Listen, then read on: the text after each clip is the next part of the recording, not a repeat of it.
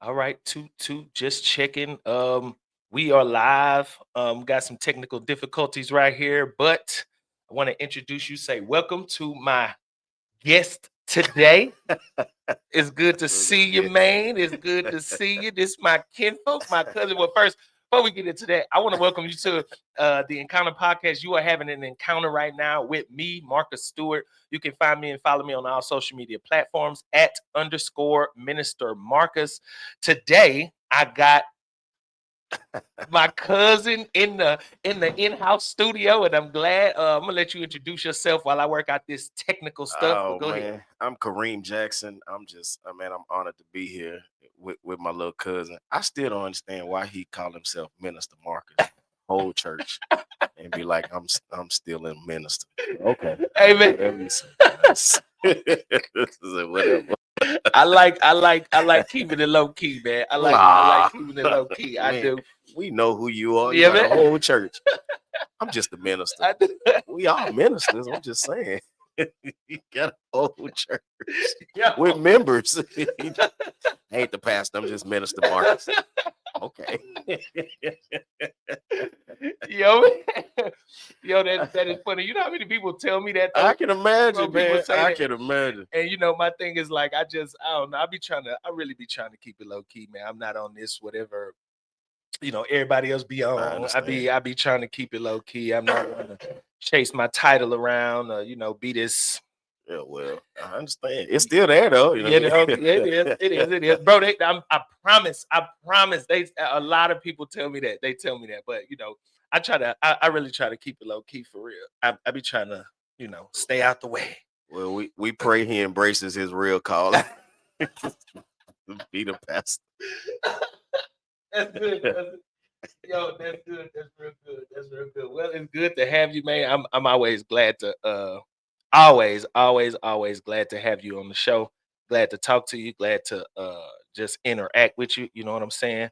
I'm Um, glad to be here. yeah, that's what's up. What's up? So, you know, the podcast is on today. I got a million questions. Okay. All right.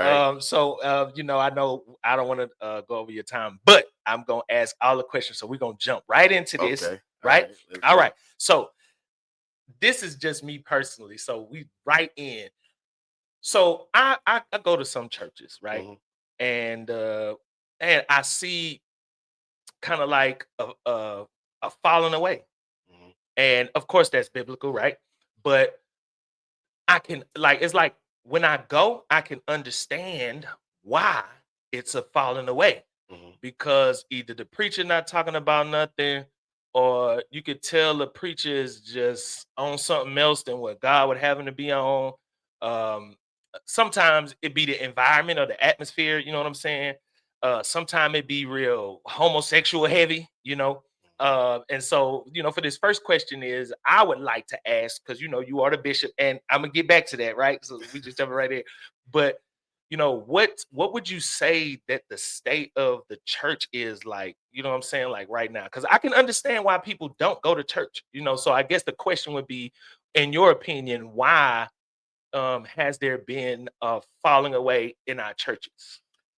I think more than anything, when I was coming up, and you can attest to this, man, we didn't have as many distractions as we do now. Right. No, we didn't. We had a Nintendo, you Right, right, know, right, right. And then and PlayStation. a Yeah. PlayStation and Kool-Aid. You're right. That's true. We That's didn't true. have Facebook, we didn't have Instagram, TikTok. So people are distracted scrolling. But then here's the other thing we have to consider. Whatever Napar told us, we believed it Yeah. because of how we viewed him, that level of reverence and respect. So if he said the Bible said, if you make one step, God will make two, we Yeah. believed it You're right. That's right. That's right. because we trusted our leader. Yeah. And now you live in a generation who they wasn't raised in church. And I was just sharing that with a church I preached at on Sunday.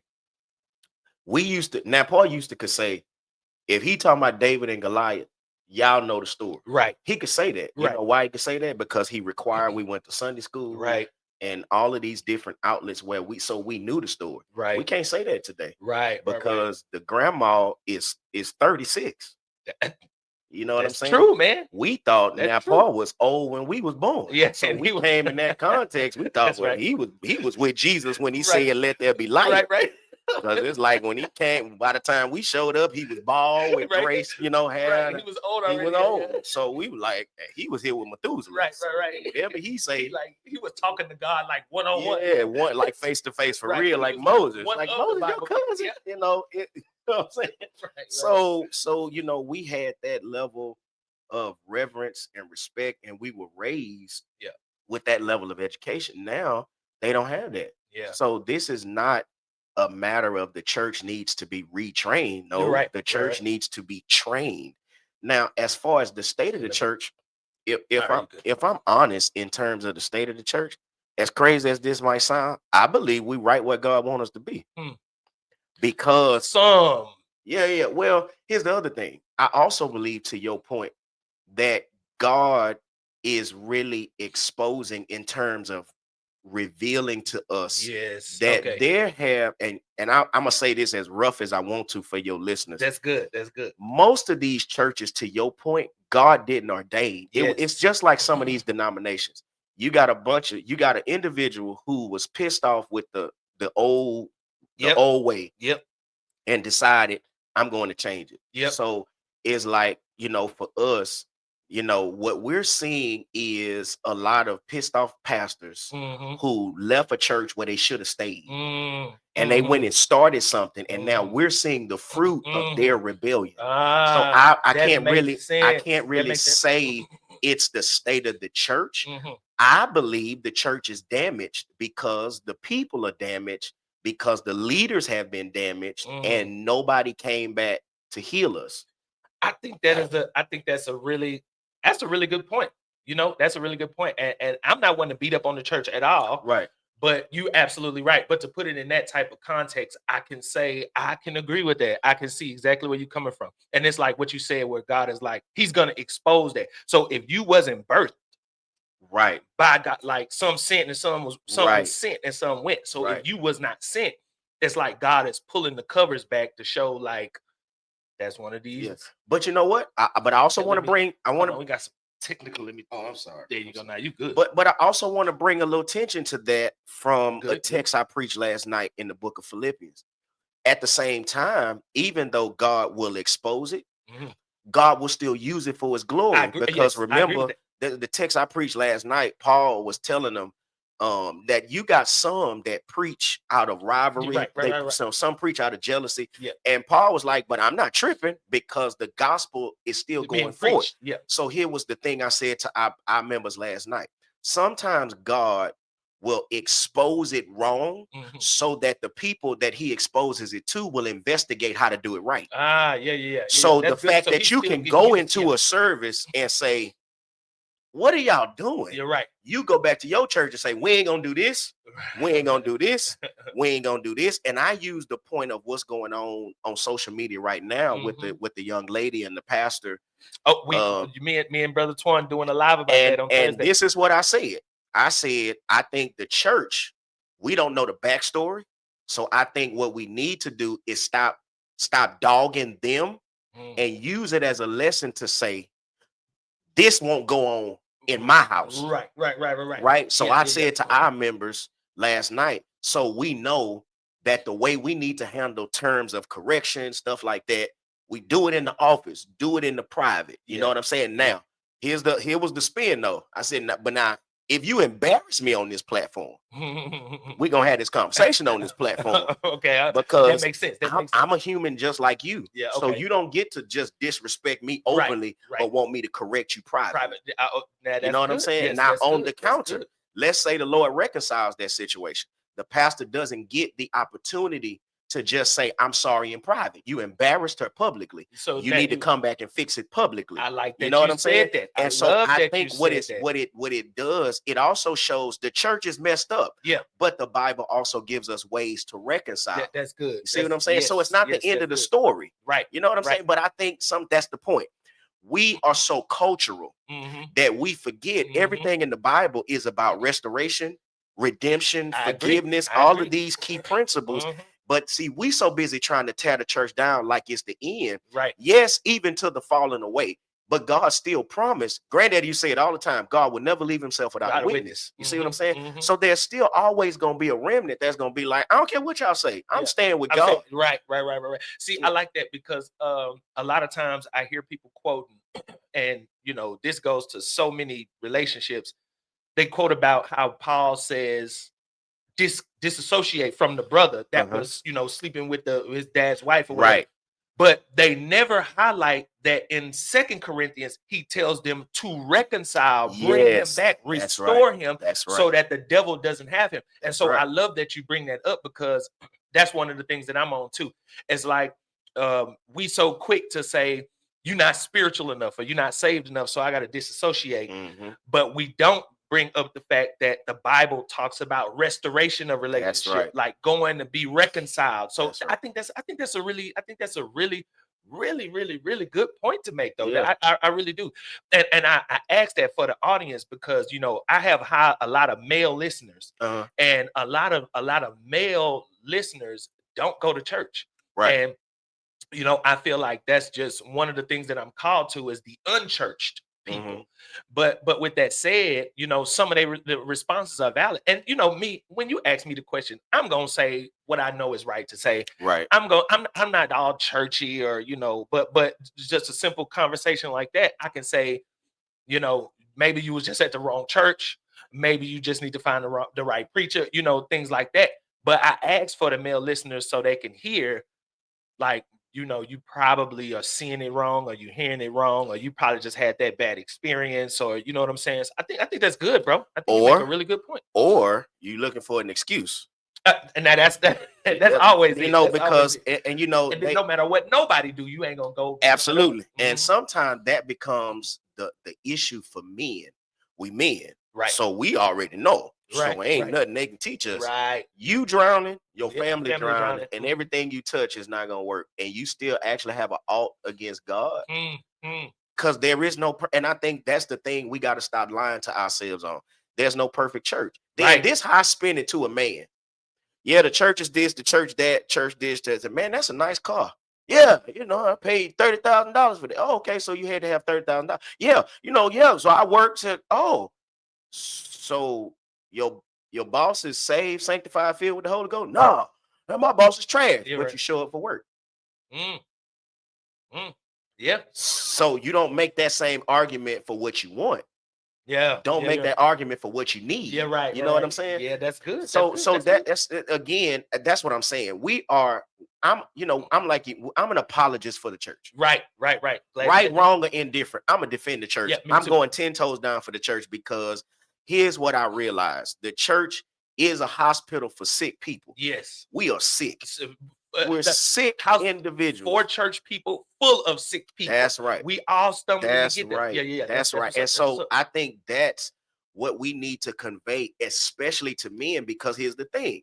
If the men don't take their rightful place, they're going to continue to complain about everything that the women do that we don't do. Right. You know what I'm saying? I agree with that. And of course, the reason why the Islams and the Muslims can get all our men is because they build them up. Yeah. And I don't think the church does a good enough job of empowering and building up our men to tell them, you are a leader. Yes. You are a head. Yeah.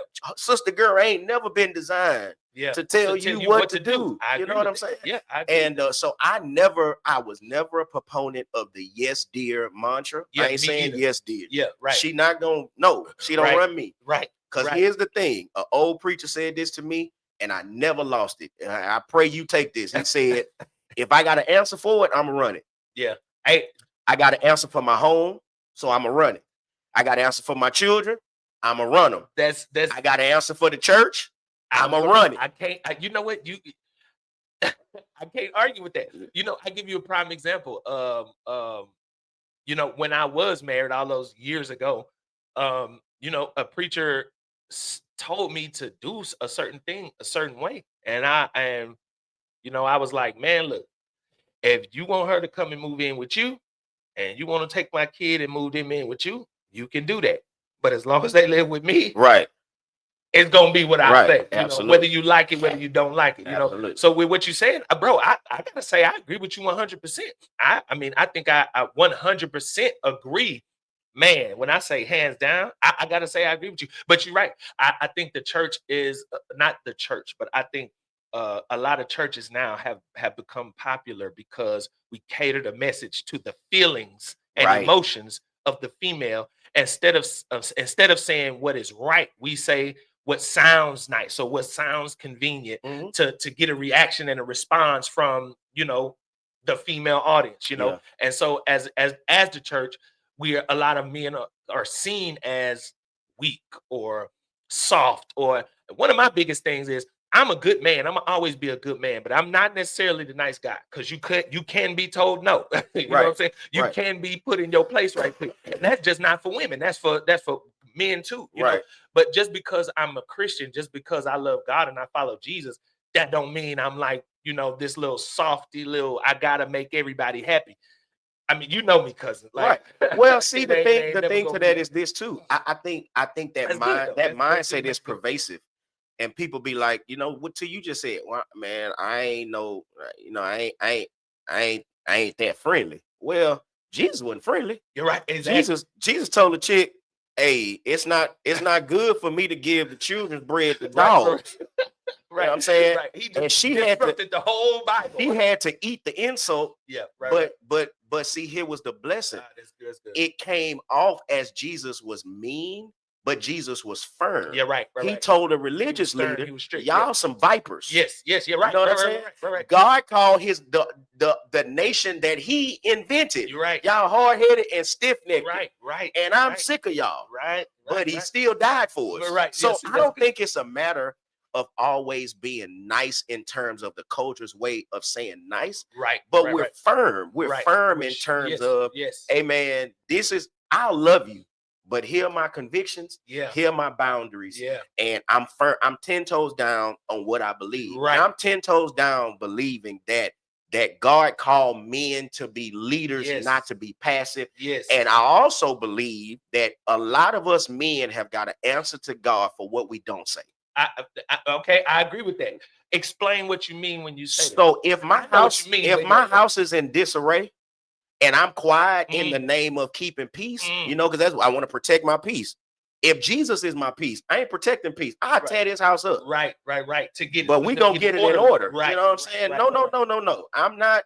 And a lot of times because we have been silenced in terms of, we said all the time that woman took his nuts and how she gonna take them mine? You're They're right. my pants. It's true though. You know what I'm I feel you. saying? Yeah, She yeah. ain't come. Now, there's one thing she can do with them that I can't Yeah. say on your podcast, Hey, you can. Hey, but we on the podcast, we in the church. she can't have them in terms of disrespecting me. No, no, no, no, no. Because she gonna want respect. Hey, oh, You know what I'm saying? So no, I'm just saying. No.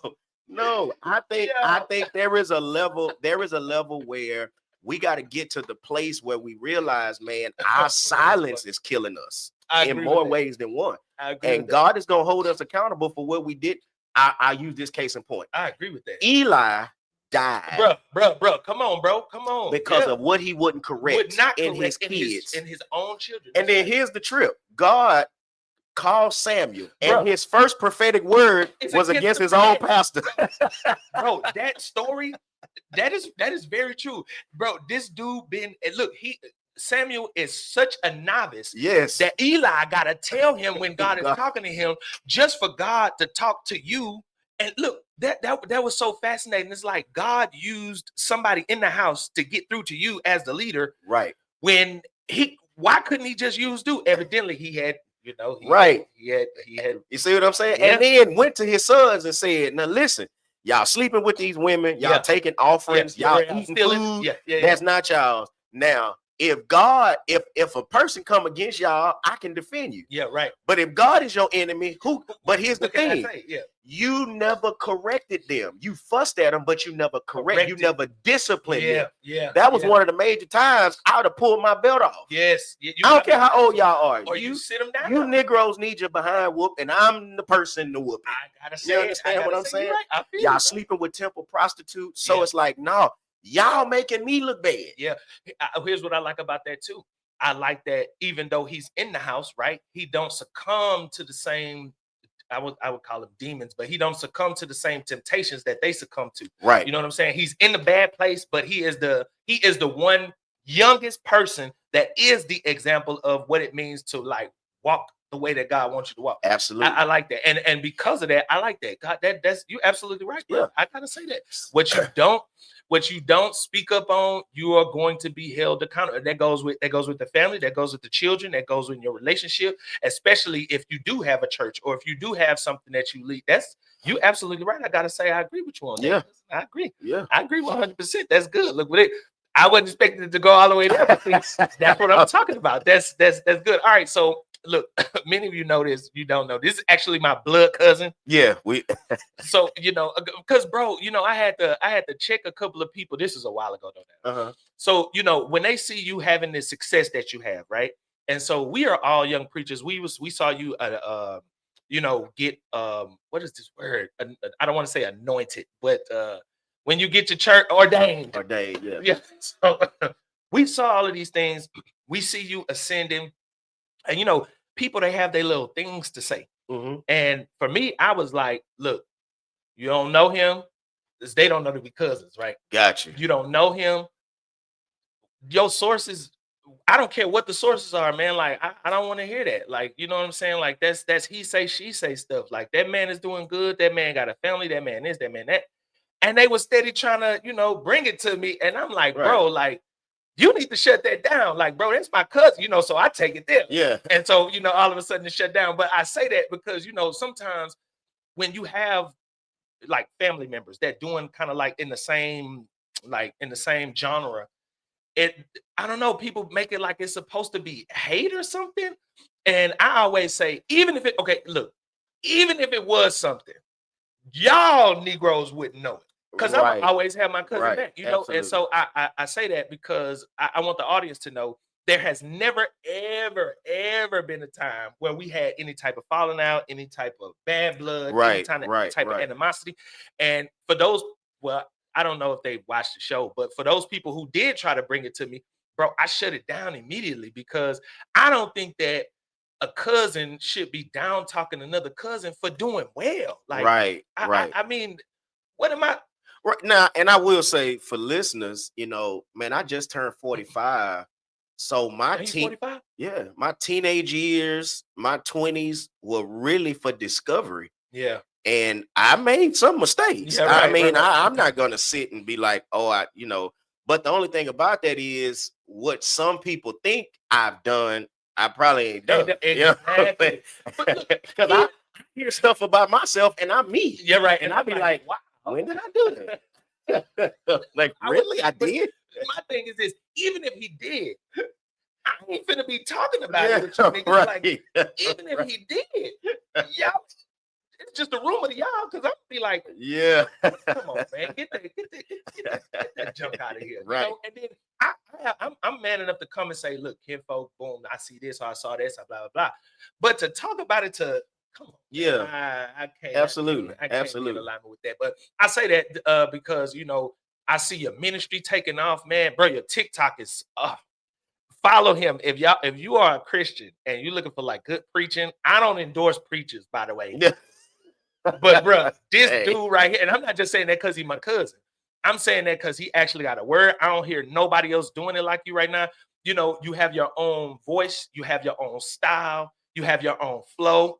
If anybody has seen you live, bro, oh man. So I say that go follow him on all his social media platforms. That's just a shameless plug right there. I appreciate it. But man, I see everything that you're doing, and the church, man, is getting bigger. The ministry is growing. You like going all over the United States. It's amazing. Oh, also, you got a couple of books out, right? Yeah. Tell us about your book. So during the pandemic, the Lord allowed me to take a series of sermons that I have been kind of preaching through, and he started talking to me about how we see and how he wanted to disciple our vision. Mhm. So he gave me a theme, perception, Mhm. and I took perception and I started. Man, I spent like 6 months doing research and Yeah. seeing how it will relate to the Bible and stuff like that. And so the last probably 5 months of the pandemic, day for day, I wrote a book. Wow. called Perception: The Art of Right Seeing. It's on Amazon. And then here, maybe some months ago, the Lord allowed me to drop my second book. And it was from a series I did during the pandemic, just live on Yeah. wisdom. I was doing it in Bible study. And Oh I yeah. had so much material on Right. it. Right. Right. Right. Right. I was like, man, this is a book. So Right. I took it and turned it into a book. So I Yeah. just dropped my second book called Precious Wisdom. So, and then I got another one I'm thinking about. That's something because I'm getting ready to send our church through like a 12-week course on discipleship. So I Oh turned it yeah. into a Man, series. it's crazy you say that. Yeah. So I'm thinking that I'm gonna take that series maybe next year and turn it into a book. So I got some stuff in the works. That's what's up, man. That's what's up. I've been reading about discipleship myself. I've been reading about just discipleship, like um cultivating relationships, Yeah. with people who you can help, people who you can invest into and pour into, Mhm. like the way that Jesus did with the disciples, like Right. just bringing in people or getting close to people. Because I am antisocial, and it's like God has just been really leading me to just like really reach out, like send that text message, call that brother, Yeah. talk to him, Yeah. bring him in, stuff like that. And I'm just like, when the whole thought of discipleship came, I was like, okay, I get it, but then I need to learn and understand like what it is, how to do it, what to do. You know what I'm saying? Yeah. But when you say that, I think that's a really good thing. I think that's something that I haven't seen a lot of our churches do, and especially with good role model leaderships. You know what I'm saying? So one of the things about it is I think that one of the differences that we do have is I think that you are more so called to like church in church people, church stuff. I'm not really called to church stuff. Like I'm like on the I'm like on the side, you know what I'm saying? Like I feel like with Paul to the Gentiles. So Peter was more so for the Jews, Paul was more so for the Gentiles, and I feel like that's kind of like the difference of like when it comes to ministry between you and I. Like you're more towards the churchy side, and I'm not really just churchy. You know what I'm saying? So let me throw a perception monkey wrench there then. Okay, your book I, perception. I don't think I don't think I'm called to church people, and I don't think you called to unchurched people. Okay, let's I hear it. think we're both just called Okay, okay, okay. because in that call, That's good. we're gonna find our tribe, Hmm. and your tribe might just be a different demographic. That's right. That's right. But I then feel let me you. say this: as a pastor, and I know you do the minister thing, but Mhm. still, it's okay because that minister still means servant. So Right. you still Exactly. serving. Exactly. But so to that point, we might not be serving the same demographic. But Hmm. here's where the twist comes in: you're gonna actually turn them churchy. Right. Because in order to really have an impact in their That's life, right. you That's right. gotta pull them into the church. But That's see, right. here's the problem: we make churchy like you imagine when you coming into a church and they can say, "When I think of the goodness of Jesus," and everybody falling out, Right. running around. Exactly my That point. don't make you churchy. But That makes you entertaining. yeah, but that is how I describe churchy. But when I say it that way, I say it from the standpoint of like you said, we grew up in church, so we know the church lingo. Right, We know what the pastor mean when he say, these certain right, church colloquialisms. You know what I'm saying? right. So, but yeah, but that's exactly what I mean But the when I say reason why I say you're called is because now you have the ability to take somebody who don't know that vernacular that. Hmm. and change the vernacular. Yep, right, exactly. You see what I'm saying? Yes, So you yes, yes. still making them churchy. But Hmm. then to that point, you actually know more about discipleship than you think you do. And I prove it. Which one of your sons play bass? Dion, How? because I taught him. I'm Discipleship. teaching him. Yeah, yeah, That's exactly. But discipleship. see, that I didn't, bro. You know what's crazy about that? I didn't realize it was just like that. Yeah. When I started reading it, and I'm like, okay, it's just Yeah. teaching, training, It's step by teachers. step. This is Yeah. how I explain it. It's teachers teaching teachers how to teach. It's Yeah, just a cycle. yeah, like the It's leadership book I was reading with John Maxwell. That's Yeah, yeah. it. Yes. That's all it is, man. And we make it something that is not. That's But good. discipleship has two sides. Because then you think about this. How did you learn how to cuss? Yeah, Somebody discipled disciples you. you. That, But so see, now there's that's the there's twist. discipleship in light Yeah, and and there's there's discipleship discipleship in in darkness. Yeah. darkness. Hold on, hold on. So you So can spin it. let's take it there since you took it there. And you're right. I agree with that. I agree with that. I agree with that. Now look, check this out. Do you think, and this is for the audience too, do you think that we as men are held accountable for the things we have discipled people in the wrong way. And I know that what Jesus says, but like give us some insight into that and why we need to be cautious of what we train, not just our children, but like the people the younger people who are influential people who are easily influenced. I think about it this way, man, for real, especially from a biblical worldview. Right. If I am the reason for your downfall, Jesus says better that I tie a millstone around my neck. And right. So automatically in my mind, I'm thinking, I can't be the reason why you stumble. To this point. This is what I tell people. So in terms of discipleship, we all have issues that we need discipled out of us. Right. Okay. So to that point, now I gotta be the cover. So I can't, if I know you struggle with alcohol, you can't come to my birthday party. Right. Because I know I'm gonna have a bar. Right. And I don't want to be the reason that for your downfall. Now, let's qualify that. The Bible said you can't get drunk. The Bible didn't say you couldn't drink. Right. And the Bible speaks of knowing your limits. Yeah, so if you buzzed, you still drunk. You're not in control. Yeah, right. So you got to know your limits. Yeah, right. I agree with that. But because I don't know yours, it's my job to protect you in terms of discipleship. Yeah. Because I don't want you to say, oh, well, if Bishop did it and he didn't go too far, but he did drink. Right. I'm gonna be all right. My discipline might be completely different. I you agree understand with what I'm saying? So in that regard, yes, I'm gonna be very I'm sorry, I keep doing. I'm gonna be very cautious. I'm gonna be cognizant of what I do and what I say, because I realize you and everybody else are impressionable. Right. You know what I'm saying? Right. But to that point, I'll say this too. That also means that I have to be intellectual in terms of my communication. I can't haul off and say everything I would normally say in other environments. I'm so glad you said that. Because you're not going to be able to handle that. And what we don't realize is the Bible talks about blood being on our hands. Yeah, right. Because of how we mishandle certain moments. Yes, I agree with that. I agree with that. I want to say that. I want to say that that's one of those things. I think it was in Corinthians. And I'm not trying to just no, I get it. But where he was basically talking about the responsibilities that you have as like a leader or as a person that has influence. Yes. Or like and so I go to this point like I think it was like a couple of years ago. It started getting popular about preachers cussing in the pulpit.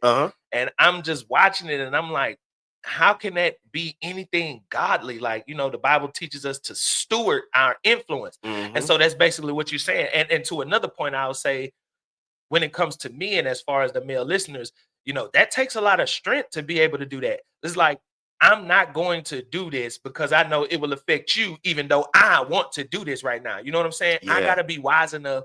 And I encourage, you can't do that on your own. Like only God can kind of lead you and steer you through that. Facts. And your personal wisdom. Facts. But you have to be wise enough to say, I can say that to him like that, but I can't say that to her like that. True. I can handle him this way, but I can't handle him like that. You know what I'm saying? Right. Just having the wisdom to know how to get the message to all of the different, you know what I'm saying? Also, case in point from Jesus too, how he dealt with the disciples, he had relationships with all of them, but the degree of relationships and depth was different, right? Yes. So I think that's kind of like what you were absolutely to as far as absolutely. We have to be careful how we handle people, because ultimately their soul is in our hands. And to your point of influence, that's why I'm real careful. And I'll say this, I've admitted this about myself.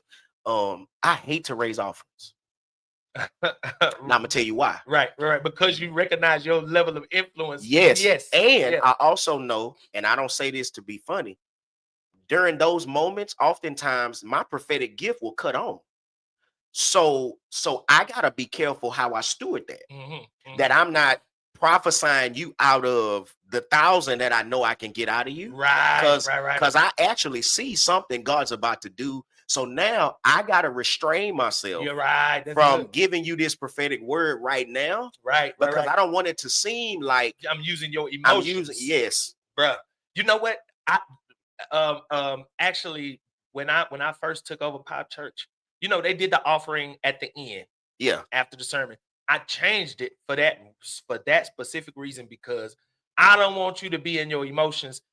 Come on now, it's time to take it. I don't even want to do that. I want to do it at a time where it's calm, where it's where it ain't even that deep right now. Right. We're Right. gonna go ahead and take up the offering, and then I beat that by teaching finance principles. Yes. So like it does you better to know the principle, and then when you give, you'll be able to give consistently. But it's not me trying to play on how you feel in the Right. moment. I'm so glad. And you then the said other that. thing about that, here's how I spin it to free myself. I recognize, according to the Bible, giving is worship. Yeah. So I keep it in that mindset. So You're right. even if they are jumping and shouting, that's going to be the time for me to actually worship and giving, because now you're at a place you can hear God because you're worshiping Him. Okay, So I see what you're now saying. I can say, now here's where my influence matters. So we're in a high service, right? Spirit Right. of God is moving. Well, I can get about $2,000 out of them right now, because look at where they are. Right. That ain't what I'm finna do. Right. I'm not right. finna ask you for $100. Now I'm finna ask you for 40. Okay. You understand what I'm saying? Yeah. Right. When you right. work, your tithe, I don't touch, because that's set. You're right. Right. But your offering is flexible. That's right. So I'm gonna say, honor the Lord with your honest tithe. But I'm gonna ask everybody to honor the Lord with a $40 seed. Now, in this moment, I already know you so high, I can get whatever I want out of you. Right. But So you're now I not gotta gonna steward abuse my that. Yeah, influence. okay. I see what you're So saying. I see what no, you're saying. I'm not gonna. We gotta reach the budget. Right. But I'm not about to exceed this budget because I need to pay my Bentley bill. Right. See, I'm You glad. know what I'm saying? I'm so glad No, you said that. no, I'm not going to do that, I'm so because glad you said that. now I'm prostituting my influence. Right. And then I'm finna spiritually rape you. Right. You know what I'm saying? See, I say that too. I say that all the time. Like, God don't need your money. God wants you, but the church does need your money. Absolutely. So yeah, I love that. I love that you. And see, we'll argue over tithe being Old Testament, but tithe predates the law. Tithe came from Melchizedek. That was before Moses ever did anything with tablets of stone. Now, this is what I tell people. Now, even if y'all wanted to argue this point, I'll go this far. There's not one scripture in the Bible, Old or New Testament, that gives you the ability to be stingy.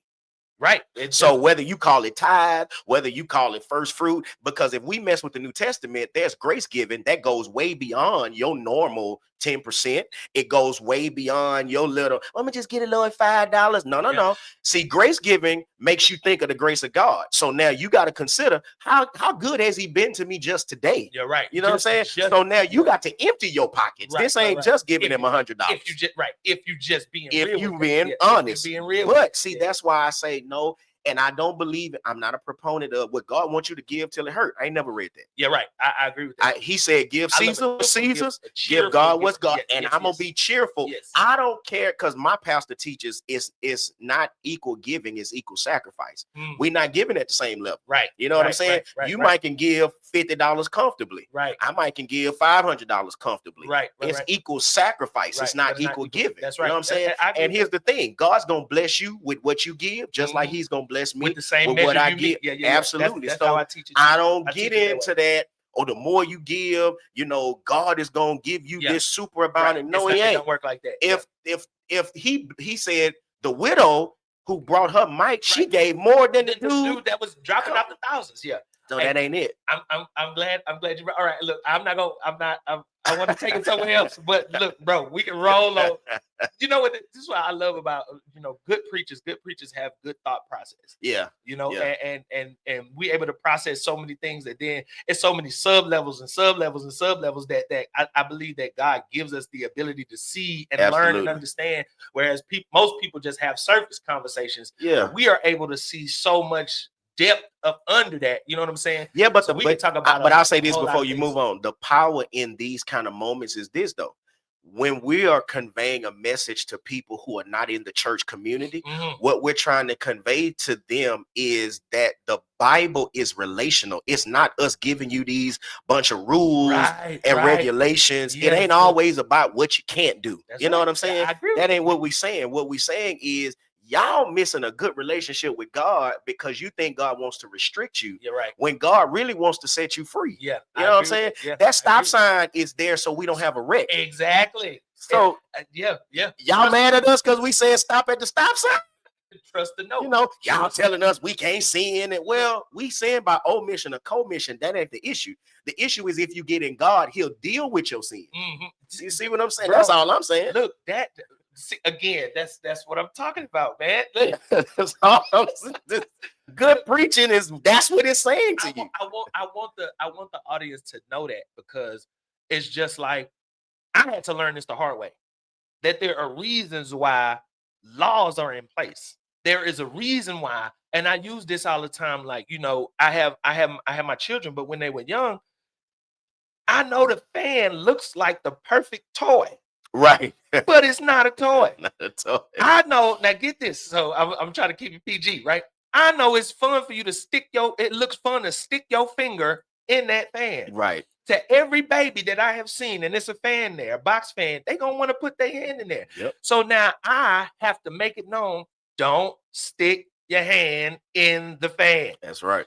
Now, without them doing it, they're gonna think, I just want to have fun. Mm-hmm. And I'm like, it's not fun to stick your hand in the fan. Yes, it is. Look at it, just spin it. I want to touch it. I want to do it. It's not fun. And then there you go, boom. And now I gotta come and say, come here. Let me. I hope you didn't break your little finger trying to.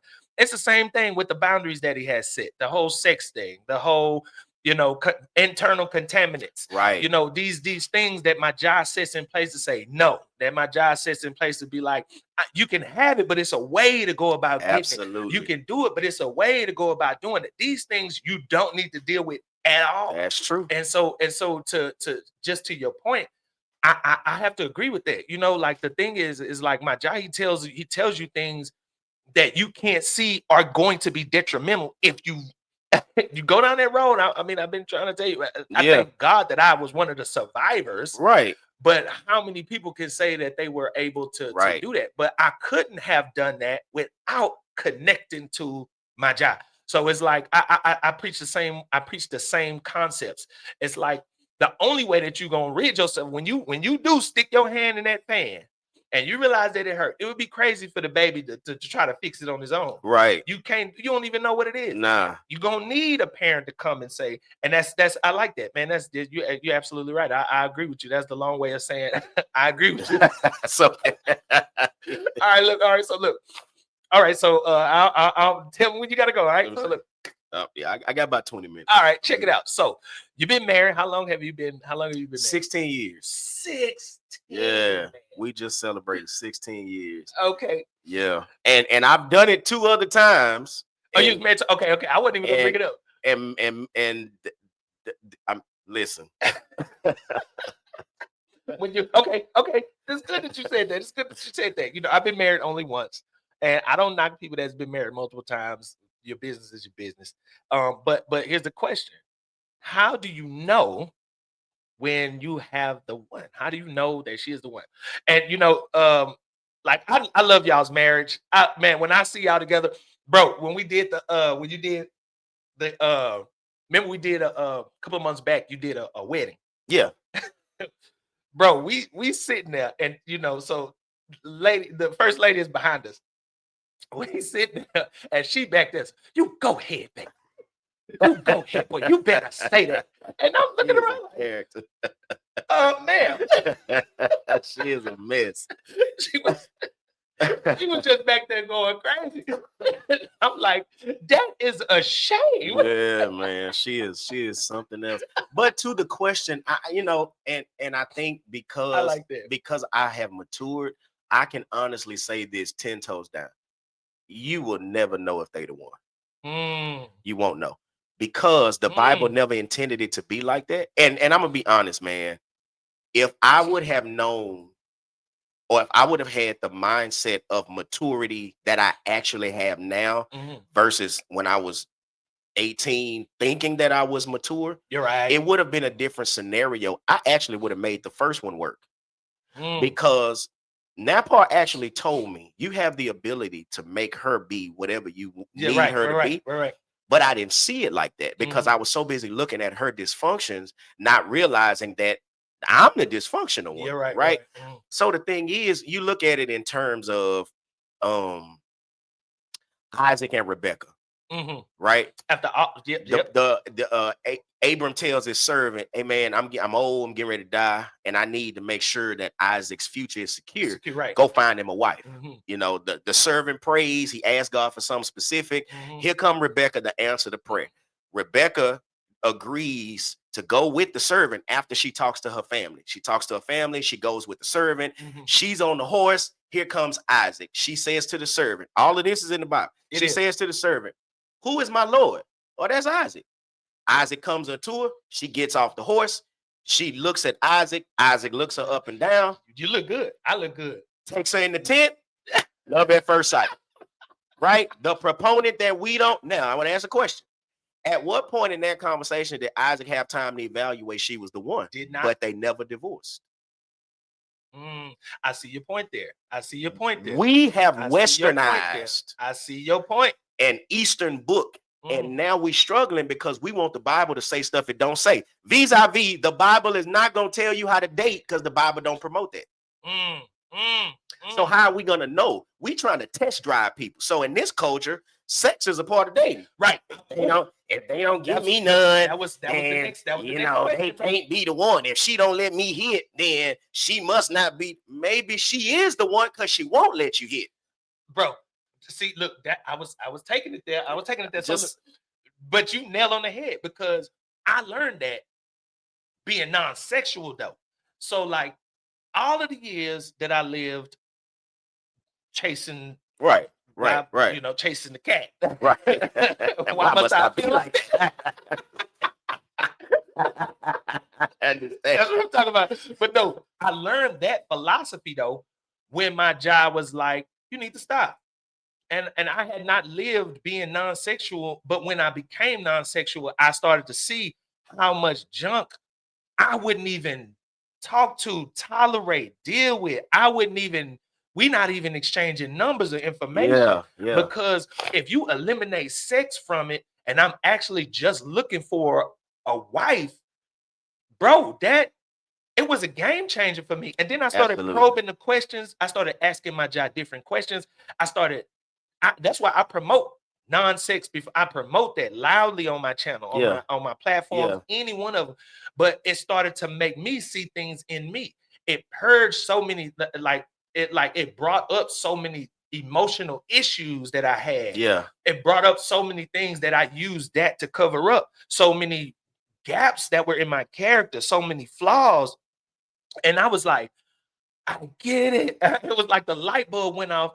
But I didn't learn that what you're saying until I went non-sexual. And I want to say I agree with that, by the way. I asked the question though, because I get the same question. How do you know when she's the one? How do you know when she's the one? I say, when you know what you're doing, when you know where you're going, when you have your purpose aligned with my job, you'll know the right people that you need in your life. So it's really based on where you're going, what you're trying to accomplish, what you're doing. But then case in point with what you said, no matter who you choose, you still gonna have to make it work. Absolutely, because ultimately that's heavy, marriage, man, is hands down a decision. Yes. Who I choose is a decision. Now, here's in my choosing. I'm walking into this understanding. Now, I really have to back up though and say this. The reason why we even have to ask these kind of questions, y'all forgive me, is because men and women alike, we're not being raised to be husbands or wives. We're not. Whereas in that culture, the Bible story I just told you about Isaac and Rebecca, they were raised. Yes, come on, bro. That this is my future. Whatever I build, I am ordained by God to build it with somebody. So now the thing about that is Rebecca's family raised her to be a wife. Yes. Abram raised Isaac to be a husband. Come on. So it wasn't no question about, because whatever one I choose, we both have been raised with the same mindset. That once we get in this, this is how you function. And here's the wife's job. Here's the husband's job. The only reason why we have the one conversation is because we don't know what the hell we looking for. Exactly. So the thing about that, the reason why I say I could have made the first one work, the Bible says, know them that labor among you. And I didn't do that. I didn't do that right. I didn't do that on the positive side. I did it on the negative side. Right. So I know all of her, the stuff that I don't like about her. But you don't know all of the but I never really tapped into, and then the parts of her that I didn't like, I had the ability to train. I had the ability to teach and lead as a husband, but I didn't think about it like that because I was already in the really don't want to, you know what I'm saying? Right. I really, you know. You know what? I feel that because I say this too, and please speak to this. No matter who you get with, young men, no matter who you get with, there are going to be times that you have that in your relationship. Like, you know, it's gonna be tough, and that does not mean that she's not the one. You know, I'm sorry, I wasn't trying to cut you off, but it actually is a sign that we need to mature because marriage is a mirror. Any relationship, they're mirrors. Like that. Marriage is a mirror. I like that. I like they're that. mirrors. That's right. And what it is, God uses marriage to expose you. Yes. So yes, what yes. what marriage did for me was show me I was dysfunctional. I had a hot temper. I didn't understand temperance, and I had never saw biblical love. So I'm looking for the punchline. Right. You know what I'm saying? Come on, man. She using me. You know, it's see when the boom gonna drop. Yeah. Yeah, we together, but I don't really trust you. Yeah, and right. you know, even though I'm married to you, I got a gun under my pillow just in case you jump Come stupid. on, bro. Come on, yeah. You know what I'm saying? Because I don't really know. Yeah, right, you know what I'm saying? Yeah. So I'm already living with suspicion. Right. Man, you can't function in no marriage like that because, man, I'm hot-headed. So I'm just waiting on you to look at me cockeyed. And I'm about to try to slap the piss out you. So now I'm not thinking about the fact, bro, she ain't your trigger. Right. You already got an inner conflict. Yes. And it comes from a mother wound. It comes from a father wound. Yes. To the same thing with the women that I was married to. They had wounds that I didn't speak to. Yeah. I actually agitated. Yeah.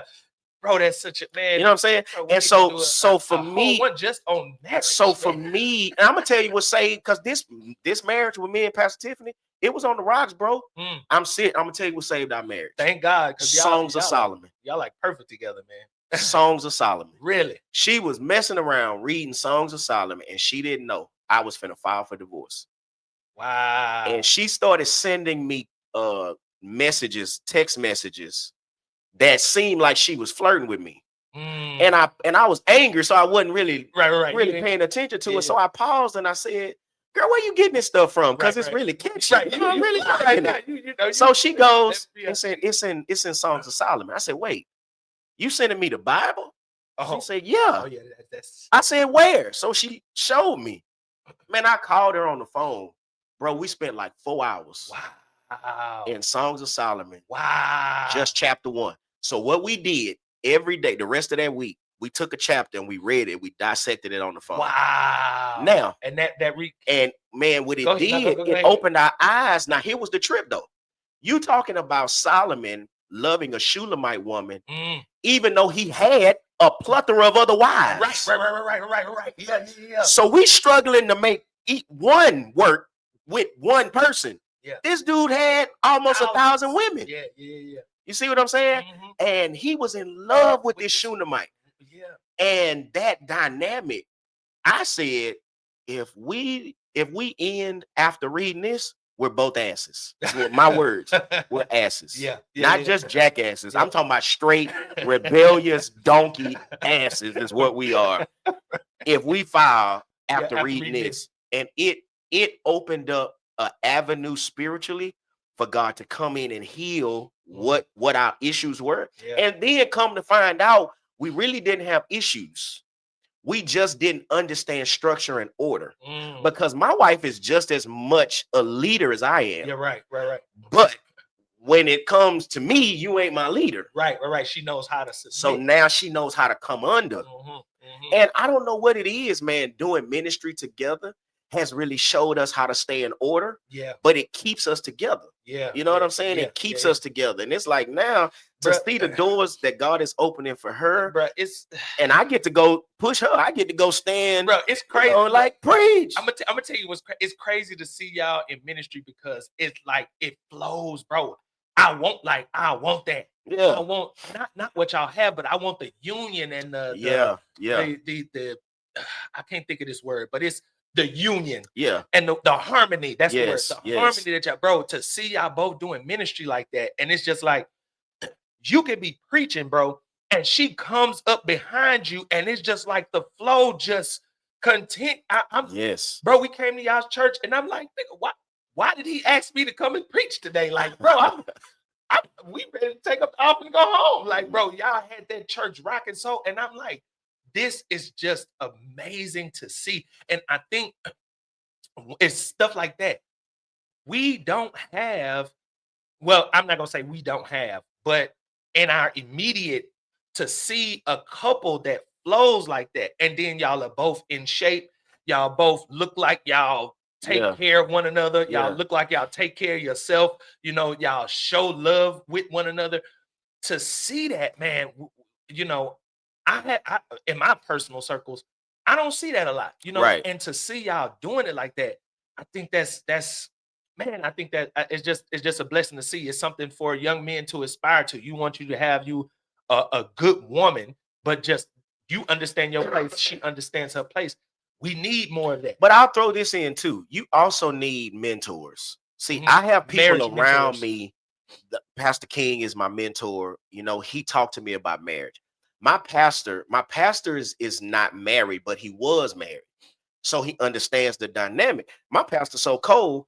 We were at Papado, and I was sitting at the head of the table. He was sitting in your spot, and Tiffany was sitting on my right. And he looked at us and said, "Let me say this to y'all." And we looked, and we hadn't said anything, and then he just all of a sudden just eating his food and stopped and said, "Let me say this to y'all. Y'all can fool these church people, but y'all can't fool me." I said, "What you mean?" He said, "Everybody walking around here talking about y'all power cup. Y'all ain't no power cup. Y'all power cup on paper. Yeah. Y'all not a real power couple. But if you let me work with y'all, I'll show y'all how to be a power couple." Wow. First of all, Kareem, you need to deal with your issues. Tiffany, you need to shut up. This other man says this. My pastor Mm-hmm. sitting at Papado, and we looked at him. Did you tell? Yeah, she like, say nothing. I mean, and it's having that somebody outside of you who love you enough to say, here's why y'all having issues. Yeah. You know what I'm saying? Because y'all issues are fixable. And that becomes a problem. I want to say this. There is nothing y'all can't work through, but it's going to be hard to work through if God is not the center of the marriage. If y'all trying to do it culture's way, man, how many times has some of y'all Hollywood idols then just because broke up? It's those are they just bit, we coming in with prenups. You're right. I'm a millionaire, you a millionaire. If anything happens, I'm taking a piece of what you got, and you get nothing. And then we go, and then 3 weeks later, such and such was seen at the red carpet with a new boo. Yep. Just 3 weeks. You know what I'm saying? And that's how that's the culture. Christ didn't set it up like that. Yeah, right. So that's where, that's where a lot of our issues are, man. And so that's why I wish Nepal would have really sat me down and talked to me about marriage more than just making me get married. Right. You know what I mean? Because he made me get married to protect the church, which I get it. You can't be walking around here, this girl pregnant. That's what he said. Right. You can't be walking around here, this girl pregnant, and the Lord then called you to preach. And I'm like, I'm still struggling with that. Yeah, he called you to preach. You gonna preach. That's the thing. If you were struggling with, I don't know. But you gonna preach, but you gonna have to fix this because so y'all got to get married. Okay, well, yes, sir. But that's all he said. And he never taught me how. So I got people around me who actually teach me this is what it means to be a husband. This is, you know what I'm saying? You got to take responsibility, because here's the truth for a husband. If the ship sinks, it's your fault. I don't care what she did. It's your fault. And you got to answer to God for that. Yeah. I like that. You know what I'm saying? I never forget, man, one of my preaching mentors, when we did divorce, man, he came down and he was like, you need to repent. You need to repent. You ain't going to hell. but you need to repent. Yeah. You need to get it right with God. Yeah. And you know, and I'm like, man, I ain't think about that. So man, I've had to have conversations to apologize to my children, Mm-hmm. you know, to Mm-hmm. apologize to my ex, because you know, a lot of that wasn't, they had their hand to play, but Right. I'm not putting the weight of On responsibility on you. them. It Yes. was my fault. Yes. That's Both good. times Yeah. it was my fault. It would have been my fault this time. It's Yeah. just like, I'm just tired of living in that same cycle. And I'm honest enough to say, you know what, bro? You can't afford to start over. Yeah. You can't. I got Tiffany and I got too much. Yeah. Together. Man, Yeah. when Yeah. I started pastoring, we were together. Mm-hmm. Our struggles together. When I Mm-hmm. met her, I didn't have nothing. She didn't have nothing. We both had jobs. I told, she helped me out of a tight spot one time, and I told her, the fact that you helped me, man, I'll take care of you the rest of your life. Yeah. And I've been doing it. I've been doing it to the best of my ability. Yeah. So now I tell people, man, when they see me on the road and all of that, oh man, you know, the Lord opened it. Yeah, that's how I make money. That's how I get paid. Yeah. Right? Right. So I ain't doing this for glamour. Yeah, I'm doing it to spread the message of the gospel of Jesus Christ. That's what I do. Mm-hmm. But at the same time, man, this is how I get paid. Yeah. So right. I honor the Lord for every open door. But when Yeah. you see me in the airport and I'm finna get on the plane, I'm thinking about my family. Yeah. Right. I got bills to pay. Right, I got a right. wife that I gotta take care of. Right, You know what I'm saying? I right. got to go do what I Yeah, gotta do. yeah, You know what I'm saying? I think that's good. I think young men need to hear that. I think young men need to hear that. When it comes to finding the one, you know, I think there are some things that you as a man have to have in line and aligned. You Yeah. know, you have to have some things about you, and you have to have the right mindset. I think a lot of times what is messing us up is because we try to pattern our real lives after the lives of the people that we see on TV. Like, I give you an example of Yes. this. Like, you know, Martin, the Martin show is real popular, right? Right. And it's still funny. I love it. I watch it, you know, all the time. You know, Right. the cousins, we love that show. But the image that it portrayed was living with a person who you weren't married to, Yes. having sex with a person that you weren't married Yes. to.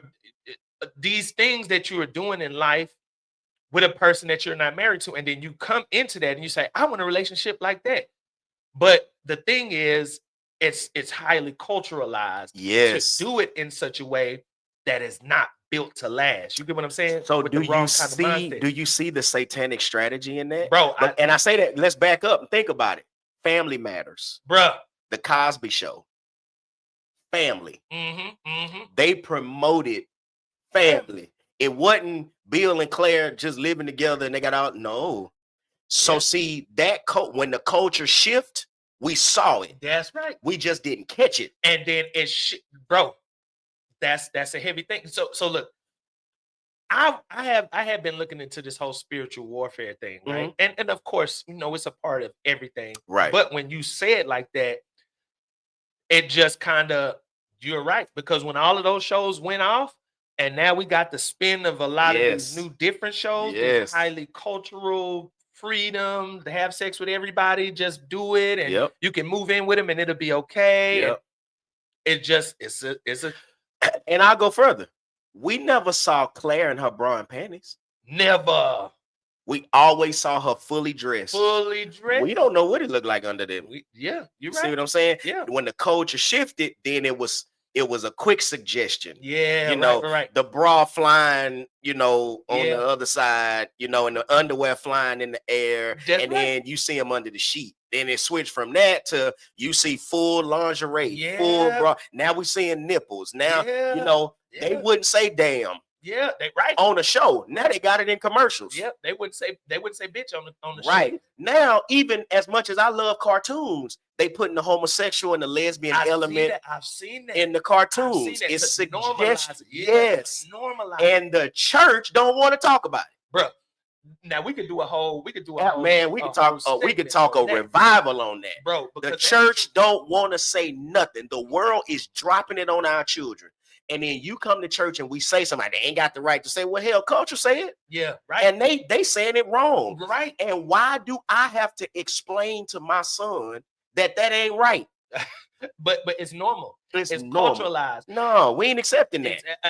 I gotta agree. I say this, you know, because I get this question, man, bro, look, I get this question. How can God be so loving, but he tells me not to be sexual with another man or not to be sexual with another woman? And I'm like, the same Bible that I read tell me to not be sexual until I get married.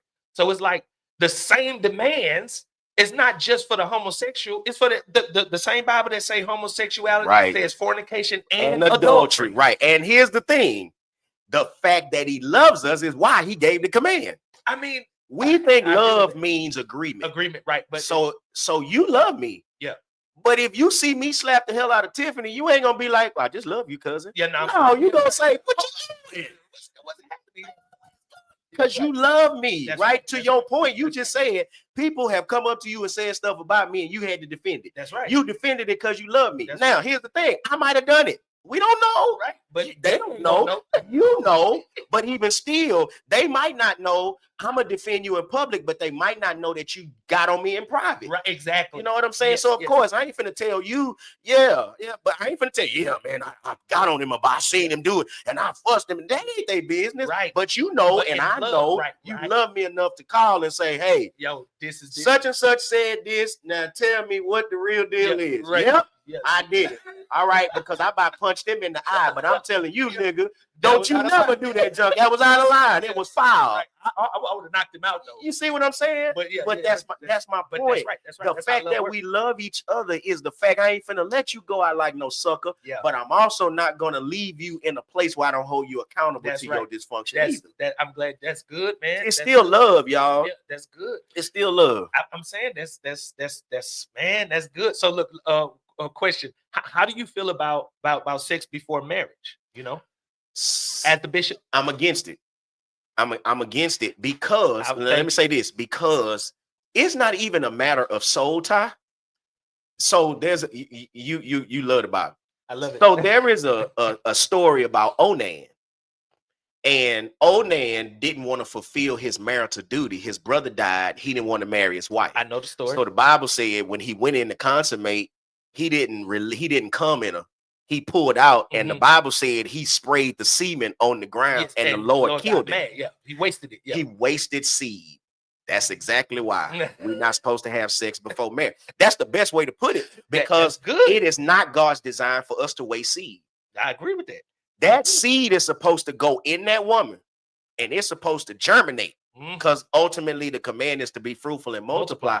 But to your point, everything God does that we think is restriction, he actually did it out of love to cover us. Yeah. So that's why we don't have sex out of marriage, because the inference is marriage. Right. If I'm test driving all these women, I can just lease the car. Right. And then you know, my thing with that is, you know, it took me so long to get to the point where I'm just not gonna do it. Yeah. It took, bro, I'm 40. It took me a long time, 30 something years, to get to the point to where, and so I ain't been this way my whole life. It's been 30 something years to get to the point where I need to just cut it off, man. And the whole waist thing, I've never heard it put like that. Yeah. But that is a really good analogy. But can I say this too? And then I'll get ready to go. Okay. I got one more question. So here's the other thing though. God never promotes celibacy. Okay, please explain that. So, we always say, Paul never got married. Yeah, that is true. But Paul himself also talked about his appearance. Paul was not an attractive man.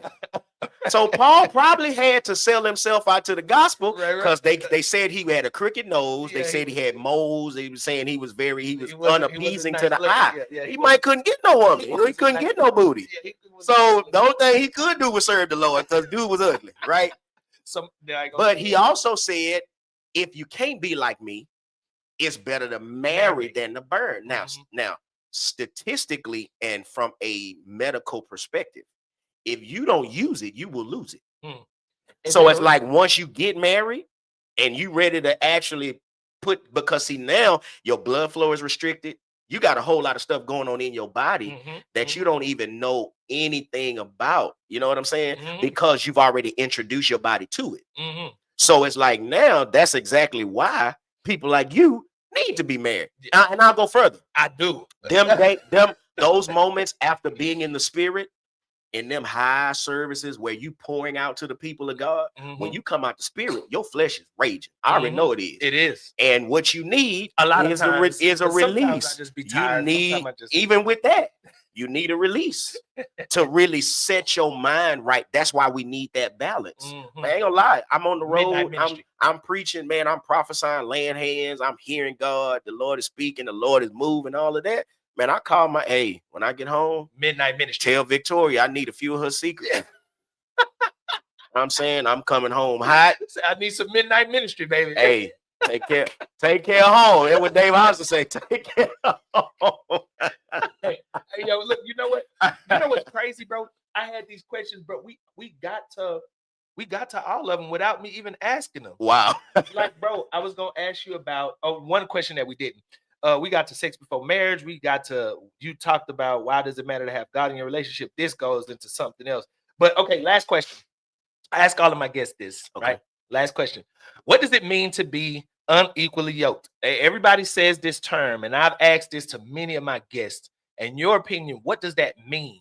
What does it mean to be unequally yoked? Like, I mean, my viewers, y'all already know what I think about it. So what is your unequally yoked, according to the Bible's perspective, is you being a believer, but being yoked to somebody that's not a believer. Because that's what Paul says. Don't be unequally yoked, believer to an unbeliever. That's right. Now, that issue of not a picture, of course, it's the yoke around the neck of an animal. Right. So it's joined like, to it, so one is pulling one way and the other one is pulling the other. You unequally yoked. You're not going in the same direction. And unequally yoked actually leads to warfare and competition. In the house. And that's the worst place to have to try to fight. And so that's why it's very imperative. And I'm not, bro, we got to get out of this. I'm with somebody who loved the Lord. Yeah, they can love the Lord, but I got a better question. Are they serving the Lord like you, connected to your purpose? You see what I'm saying? I didn't call my wife to preach. Right. I cultivate her preaching gift. Right. So I study with her. I teach her how to put a sermon together. I teach her doctrine and theology. That's my job, to steward the gift. Yeah. Right. Yeah.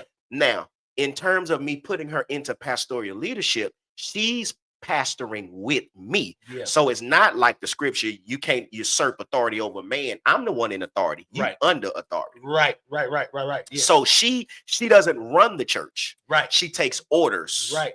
So her job is actually operation. So she actually is over the operation of our church. Right. But I'm the one who gave her how it operates. Right. I'm just not the one that have to make sure it's executed. That's her job. Right. You see what I'm saying? Yes. So we still doing ministry together, but we still doing it the Bible's way. Yeah. She is not over nothing.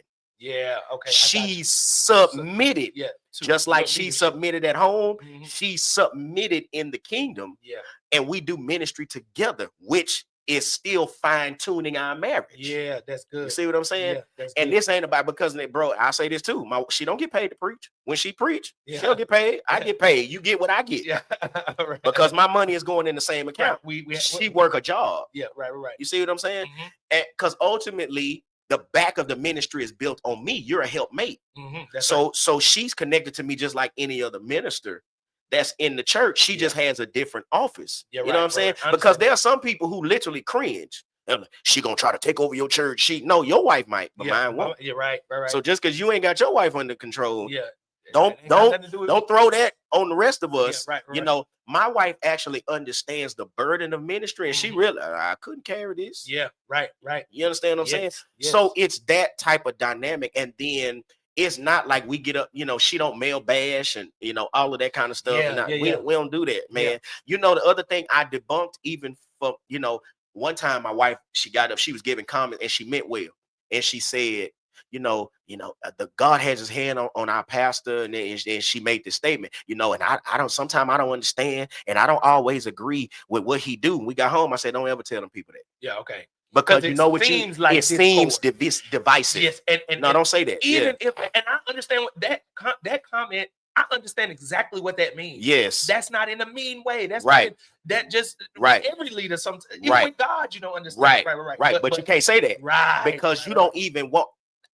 this with me and God, it's not even a matter of agree. I might not understand, Right. but I'm not moving on agreement. Right, Come on, right. because if that was the case, we still struggling with you Bruh, called us. right. I'm talking about you and me. You called us. Right.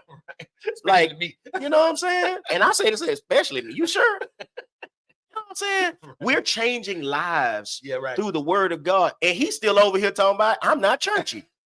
I mean, we'll preach you under a bench with no clothes. And still, I'm not even churchy. Whatever. Yeah, look, see the face. Whatever.